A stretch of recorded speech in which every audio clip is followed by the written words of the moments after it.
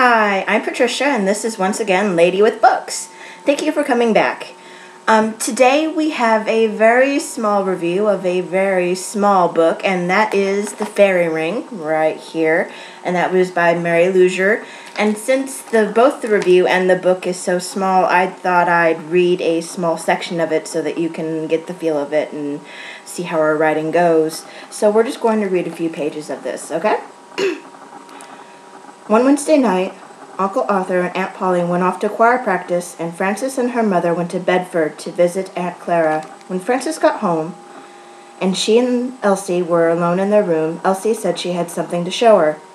It was a set of beautifully painted cut-out paper fairies. Elsie had copied the bodies from some dancing fairies in one of Frances's storybooks, then added bigger wings. She had cut them out so carefully that not one tiny sliver of paper showed around the edges. Frances was filled with admiration. Elsie slipped them into a book and hid it under her bed. Now all she needed was some hat pins, the long, sharp pins ladies used to fasten their big hats to their high-piled hair, and some gum for attaching the cutouts to the hat pins. Then, when the cutouts, the hat pins, and the gum were all ready, Elsie and Frances would wait for the next time the grown-ups asked them if they'd seen any fairies lately. It was a bright, sunny July day when someone made the next fairy remark. Quick as anything, Elsie told her father that if he'd lent her his camera, she'd take the fairy's picture. It was only fair, she said. He should either lend her the camera or stop teasing. Uncle Arthur didn't like the idea one bit, but Elsie and Frances pestered him, nattered him, as Elsie would say in her Yorkshire way. Aunt Polly and Frances's mother laughed and took the girl's side, and finally, after much grumbling, Uncle Arthur went down to his dark room and returned with the camera. He gave it to Elsie and told her she had to carry it, not Frances. "There's one plate in. If you make a mess of it, you won't get another," he said, "and mind you take care of my camera." Then, with Uncle Arthur yelling, "Now take care," behind them, Elsie and Frances raced for the beck. Beck is the English slang word for like a creek or stream. At the little pool at the bottom of the waterfall, Frances took off her shoes and waited. Elsie wandered around, looking at all the sunny spots nearby. In a little while, she called Frances over. Elsie had stuck the hat pins, each with its dancing fairy, on a mossy bank among a tangle of ferns and wildflowers.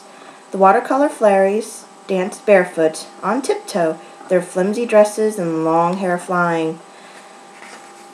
Elsie had painted their wings with spots like butterfly wings. One fairy played a set of long pipes.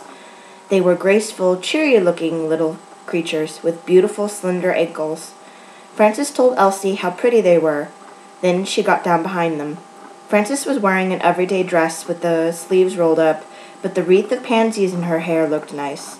She rested her chin on her hand and gazed at the camera. Elsie held the black box, Frances watched, and Elsie pressed the lever. After that, the two girls tore the paper fairies into tiny little pieces. They stuck the hat pins deep into the earth and climbed out of the beck and gave the camera back to Uncle Arthur. There wasn't room for three in the dark room, so Elsie and her father crowded into the little space under the stairs, while Frances waited outside the door. There in the cellar, with the bright garden just outside, Frances hopped and jumped and danced in anticipation. And then, from behind the dark room door, she heard Elsie yell. The fairies were on the plate. And I think we'll stop right there. But that is the section of The Fairy Ring, or How Elsie and Frances Fooled the World, by Mary Losure. I thought it'd be a nice thing if we read just a small part of it with the small review I gave you. As always, I thank you for coming by, and I thank you for any comments you may have left. Please do leave a comment if you have something to say, and I hope you all have a very good day, and happy Thursday to you. You have a good day. Bye.